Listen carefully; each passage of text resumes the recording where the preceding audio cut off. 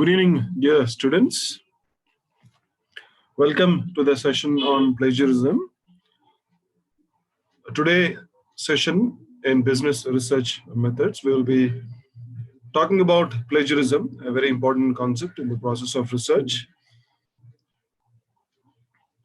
Plagiarism is not a new issue by any means. However, it is constantly growing and changing.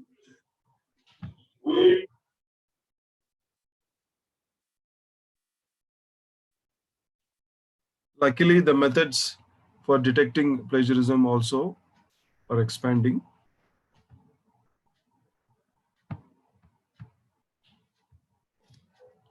It is important to first understand what exactly plagiarism is. So this session is dedicated to understand the concept of plagiarism. Let me share with you the screen for today's discussion.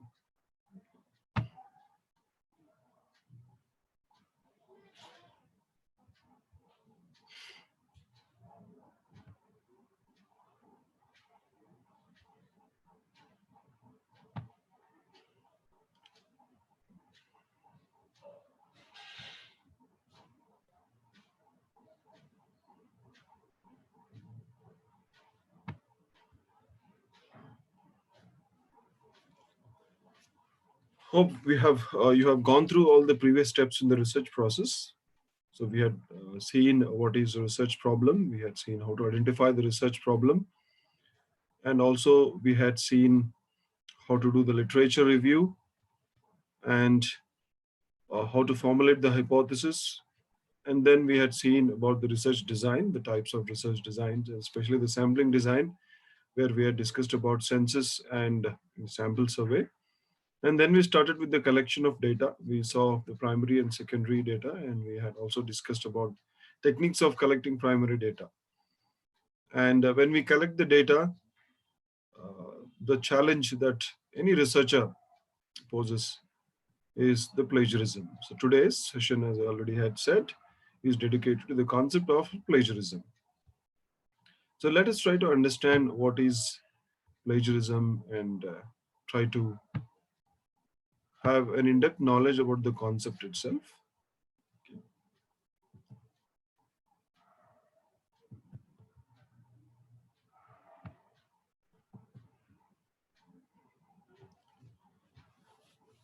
So what is plagiarism? Now, it can be argued that all imitative learning is plagiarism.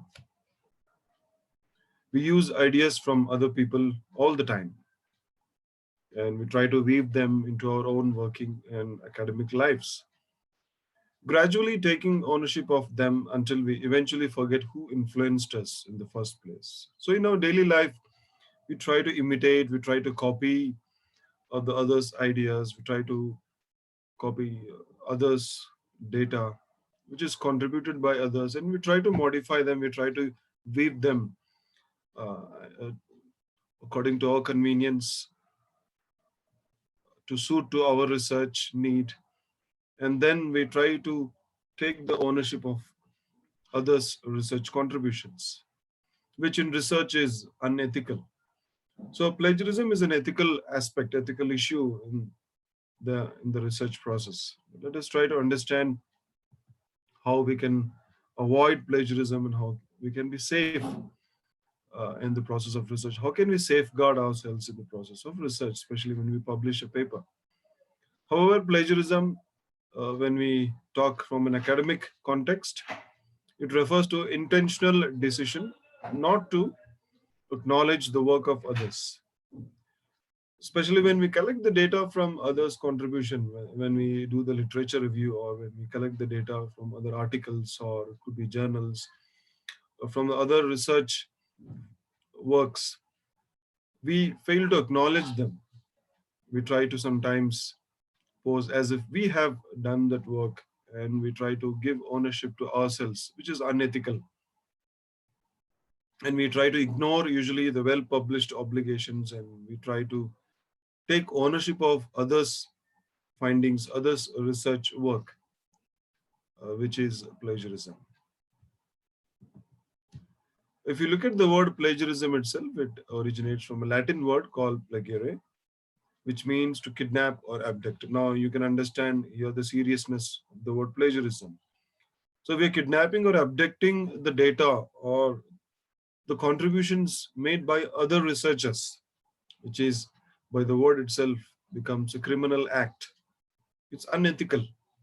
So let us try to avoid all sorts of plagiarism. Now we'll be discussing different kinds of plagiarism. So that will help us to understand uh, what are the different aspects of plagiarism. Now, according to T. Fishman, when the plagiarism occurs, when you are set to do plagiarism, there are few checkpoints where we can examine ourselves whenever we take data from others, other research papers or other journals or other books. These are some of the checklists we should always follow to prove whether we have plagiarized data or not. When we use words, ideas, and work products of others, we are said to be doing plagiarism.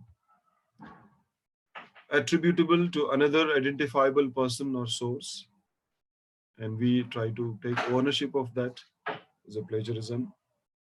We, without attributing the work to the source from which it was obtained. Sometimes we take the data from the source and we don't acknowledge the source. That is plagiarism. In a situation in which there is a legitimate expectation of original authorship, we don't acknowledge that legitimate authorship which belong to others, and we try to own the other's data. That's plagiarism. In order to obtain some benefit or credit or gain, which need not be monetary, we are said to do plagiarism. So these are some of the checkpoints we should always understand before we collect the data. Okay. What is considered as plagiarism? Now, these points will clear the doubts in our mind. What exactly is plagiarism? When we consider all these points, dear students, uh, truly speaking, most of our assignments or most of our project works that we do are 80 to 90% are plagiarized. That's really saddening to hear and saddening to even read also. So let us try to understand what is considered to be plagiarism. Taking quotations or passages directly without citation. So sometimes we take quotations and passages from other books or journals or articles without citing them. That is plagiarism. Taking ideas without giving credit. We take others' ideas, but we don't give credit to them. That's plagiarism. Changing words, but copying the sentence structure of a source without giving credit. We try to copy the sentence and we here and there do some cosmetic changes in that. That also is a plagiarism. Failing to put a quotation in a quotation marks, especially whenever we take a definition or a quotation, we don't put them in the quotation marks. So that also is considered to be a plagiarism. Giving incorrect information about the source of information. So wherever you have collected the information, it could be a journal, or it could be a book, or it could be an internet source. So if you are not rightly sourcing the source or citing the source, that is also plagiarism. Copying so many words or ideas that it makes up the majority of the work, whether credit is given or not. So we sometimes copy so many words or ideas that looks as a majority work, and then we don't acknowledge uh, the person's ideas or the words from which we have taken. Taking work from previous work without reference to that work is also considered to be plagiarism. So if you consider all these points, indeed, most of our work is plagiarized. Now, let us try to avoid such acts and let us be more ethical in our research. Let us be more transparent. Let us be more sincere in carrying out our research work. Let us go forward and try to understand why usually people plagiarize. Why usually they plagiarize? People sometimes they lack writing skills. It is very important for me to write my research work or my thesis or my assignment or whatever the project I'm doing in my own words. I have to put my own thoughts. I have to put my own ideas. That requires writing skills. It also speaks about one of the important requirements for a researcher. He should be a good reader. A researcher should also be a good reader. And when he reads books, when he has a good reading habit, he has a lot of vocabulary, he has collection of words, he has collection of ideas, concepts, principles, which he can translate into a paper. So he needs good writing skills. So people usually plagiarize because they lack writing skills. They are ignorant about the plagiarism concept. So people are ignorant about the concept itself. They don't know about plagiarism. That's why they end up in plagiarism. Lack of strict academic discipline. Wherever there is strict academic discipline, where you have to publish a paper, you have to publish a book with very minimum plagiarism percentage, then we can achieve a good research papers. But sometimes there is a lack of strict academic discipline with respect to universities or the academic bodies. In such cases, people end up in doing plagiarized work. Lack of research method skills. People don't have good research method skills. They end up in plagiarism. Lack of referencing and citation skills. I've come across with many students, many people who don't know the proper way of referencing, bibliography or proper citation, citing the sources. It's very important requisite to reduce plagiarism. So referencing is one more concept we will see in the last slide. A good referencing can avoid the plagiarism act. Time factor is one more important aspect. Usually researchers, because they don't have enough time, they end up in plagiarism. They copy and they paraphrase here and there. They do little cosmetic changes in the data that they collect, and they try to present as it is the data in their research work. That leads to plagiarism. Easy availability of reading materials, text on the internet. Because of this technological development, we are living in a world of internet where data is easily accessible, easily available. So people have this habit of cut, copy and paste, and that now has enhanced the rate of plagiarism. Lack of knowledge or subject matter. People don't have knowledge on the research problem that they're doing. For example, if I'm doing research on motivation, and if I don't have knowledge on this concept of motivation, I'll end up in copying from others, other books, other articles, other journals. So it is very important for the researcher to develop in-depth knowledge of the problem that he has taken up for his research, or the subject matter of his research area. That's why, as already said, researchers should have a very good habit of reading. Lack of patience. These days, youngsters, they lack patience. They end up in copying content from other sources as it is, and they end up in plagiarism. You need patience to read. You need patience to understand what you're reading, whether you're doing literature review or you're collecting any other data from any other source. You need patience to understand the data. And then you have to put your own ideas, your own thoughts into that, and then you have to present your data.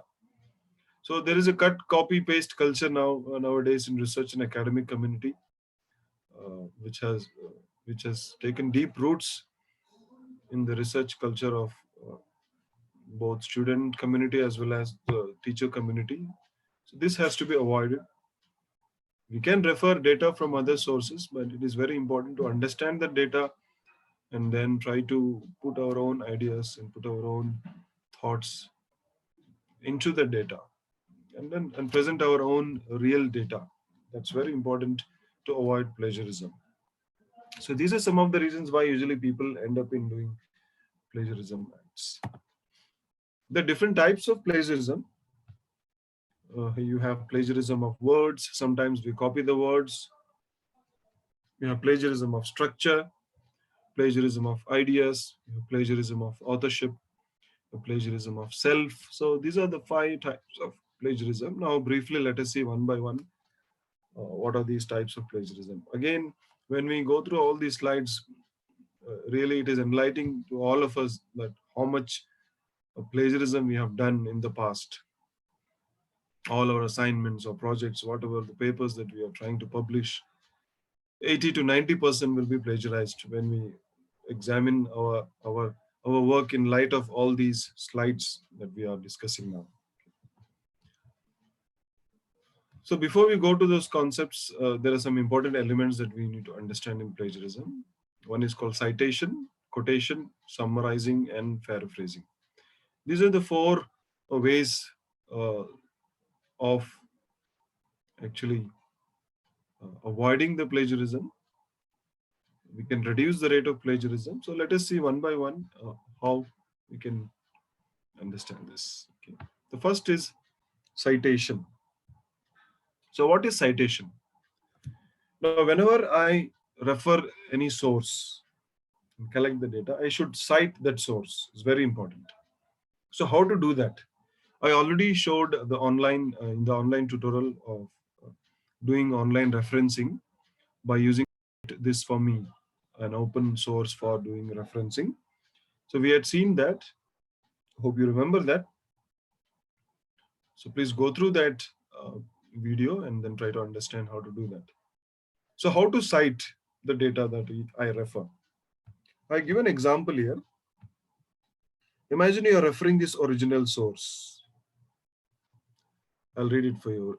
This is one of the definition given on research. Imagine I am trying to copy this from a book. This is the original source. Research in common parlance refers to a search for knowledge. One can also define research as a scientific and systematic search for pertinent information on a specific topic. So this is a definition given in a book. So how to cite this? If you can see here the correct usage, I'm copying this definition or the meaning of research in my research.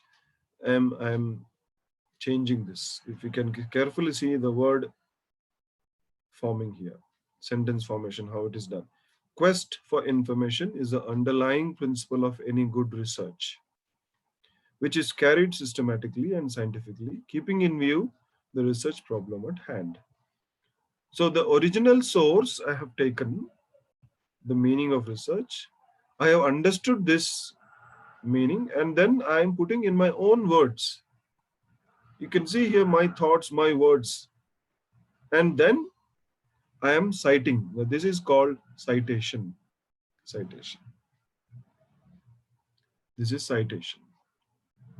Remember when we were doing online referencing through Cite This For Me, there are 2 options which comes at the end of doing the reference. One is copy in text and then copy bibliography.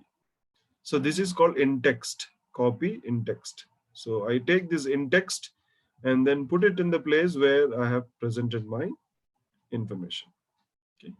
And then you have complete reference. This is called complete reference. This we'll put at the end of my research paper or a project work.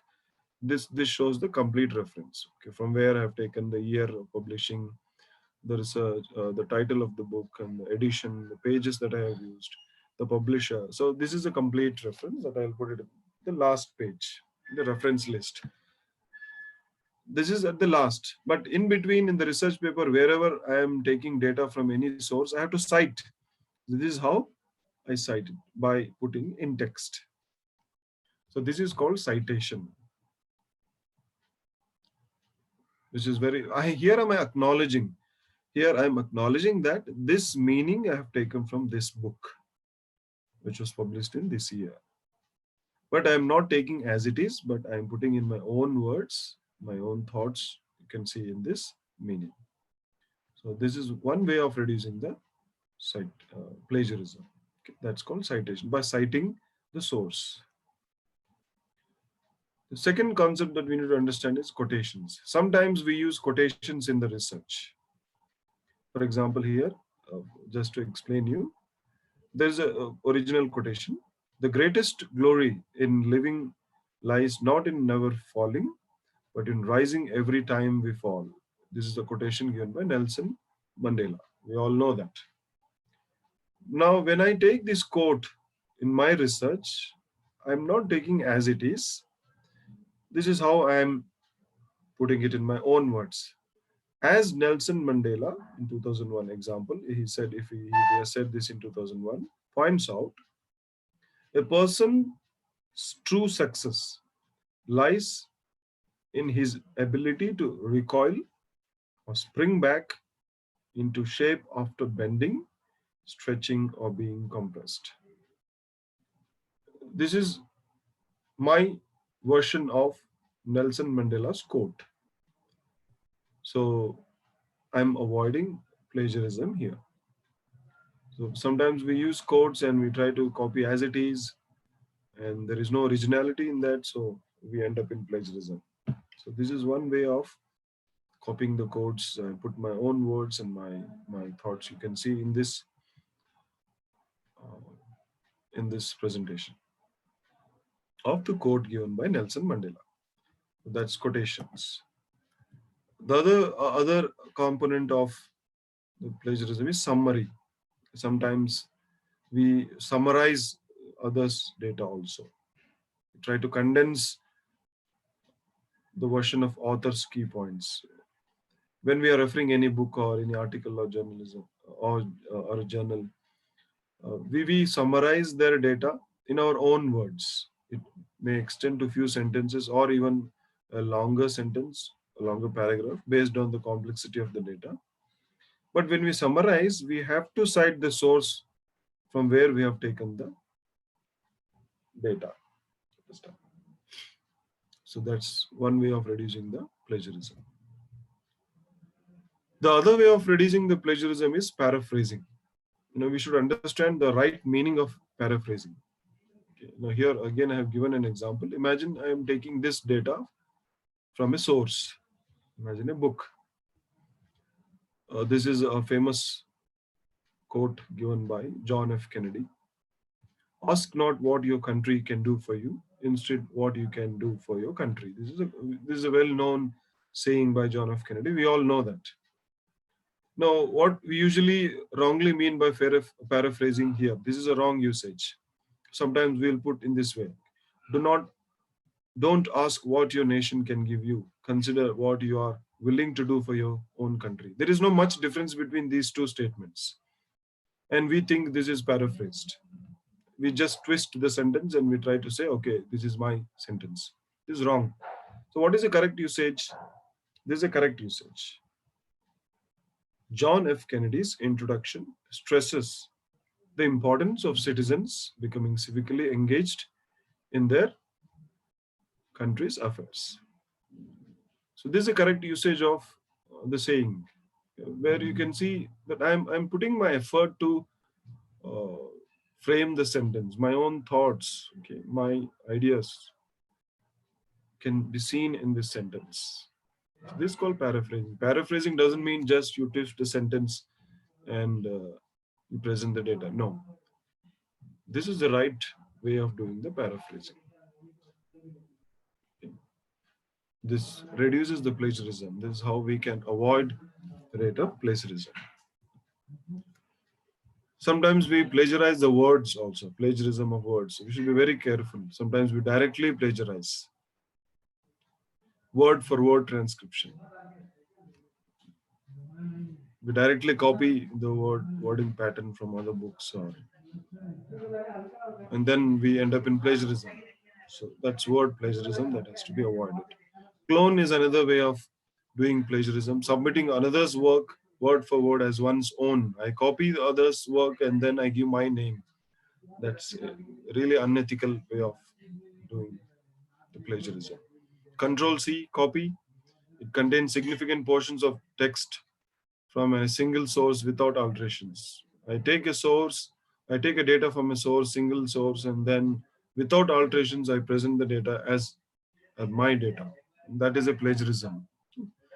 So then you have photocopy, which is a very popular way of plagiarism, where large parts of the content are copied from a given text without making any changes. It's again a serious plagiarism act. Sometimes we do the plagiarism of the structure also. So we have some types of structure plagiarism. We have mosaic plagiarism. We are trying to copy the phrases from a source without using citation. We try to copy the data from other source, but we don't cite. We have seen in the previous slides how to cite. So we don't cite, and thus we end up in doing this plagiarism. Then you have partial plagiarism. We try to find some synonym words for the original words used by the author, and we try to replace with the synonyms. No, that is again plagiarism. Minimalistic plagiarism is another plagiarism. We change the sentence construction, use synonyms, again vocabulary, and change the order. Sometimes it is called as patch writing. We just change the order when here and there we use some synonyms, and then we say that it's my data. Remix is another kind of plagiarism. We paraphrase from multiple sources, made it to fit together. We take from different sources. We think it will not be detected very easily. Here and there, we take from different sources, and we'll try to put it in one place. And we try to claim our ownership on the data. That's again plagiarism. Sometimes we do self plagiarism also. You know, we may not copy from others, but whatever the paper that we have published already, same paper we republish elsewhere without notifying the reader or publisher of the journal. For example, 2 years back, if I have published any research paper, the same paper now, I just change here and there some cosmetic changes, and again I republish it without notifying the publisher that it was already published. That is again a plagiarism. Reusing portions of a previously written paper. Yes, when I use previously written paper and try to reuse some portions of the written paper, and then I represent again, republish again, that becomes a plagiarism again. Publishing a significant study as smaller studies to increase the number of publications rather than publishing one large study. Imagine I have done a research study. Instead of publishing this research at once, I break this research study into parts and then publish again and again repeatedly so that I get more number of publications. Sometimes we end up in desire of getting more number of publications. We try to break the one research study and try to present it in parts to get number of publications. And that's again plagiarism, yeah, which is coming under plagiarism of self. So these are different types of plagiarism, and you have plagiarism of authorship. Sometimes we do full plagiarism, sometimes we do ghost plagiarism. Now, what is full plagiarism?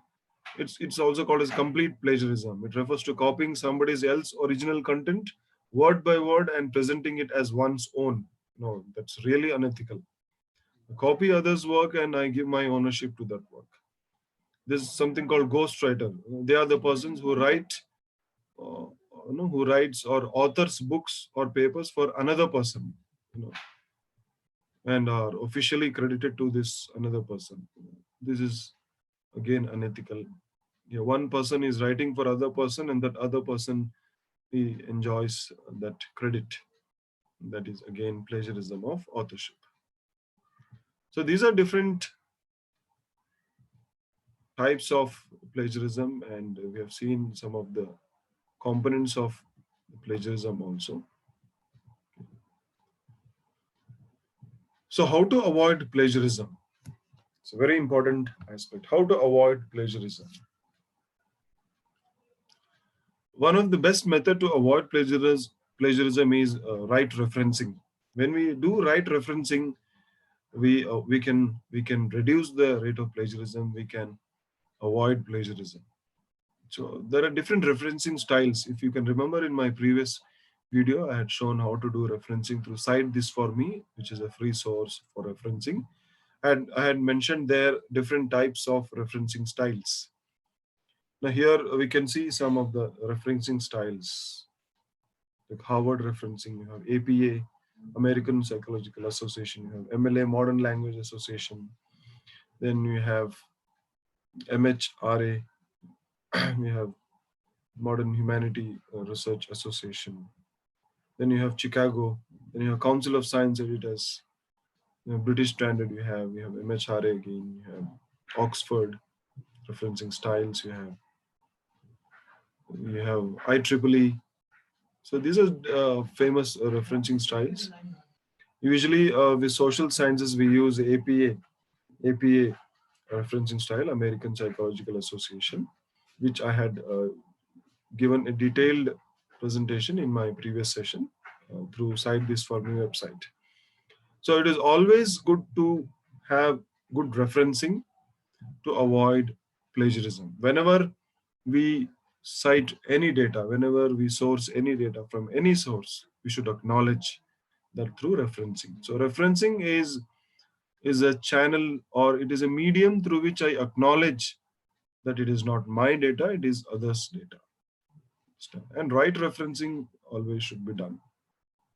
You can do referencing even by using your Word, Microsoft Word. If you go through your Microsoft Word also, you will find a referencing option there. And you can do by using the online sources also. Cite This For Me is a popular online source that we can use for referencing. So remember, dear students, whenever you do any assignment, any project that you do, it should be your original work. It's an ethical choice that you should make. Always aim to avoid plagiarism in whatever you do. Whether you're trying to present a paper, whether you're trying to publish a paper, whether you're trying to write an assignment, or whether you are trying to do a project, have a purpose in doing an authentic work. Okay, so that will always give credibility to your work, which will be referred by many people. You will become a role model. Your paper, your contributions will become indeed a role model to others, where others will cite you, and that's how your credibility is built. So please understand the importance of this plagiarism and try to adopt ethical principles in doing your research. So that's it for today's session. So we had discussed about plagiarism, different types of plagiarism, and how to avoid the plagiarism by doing a good referencing. So that will help us to avoid the plagiarism. So thank you for your patient hearing, and please, whenever you're now working on your paper or you're working on your research paper, kindly try to apply all these concepts and try to be more transparent, try to be more ethical in your approach, okay, in your research, and build for yourself credibility and trustworthiness in your research. It's very important in the process of research. Thank you so much. Take care. Goodbye.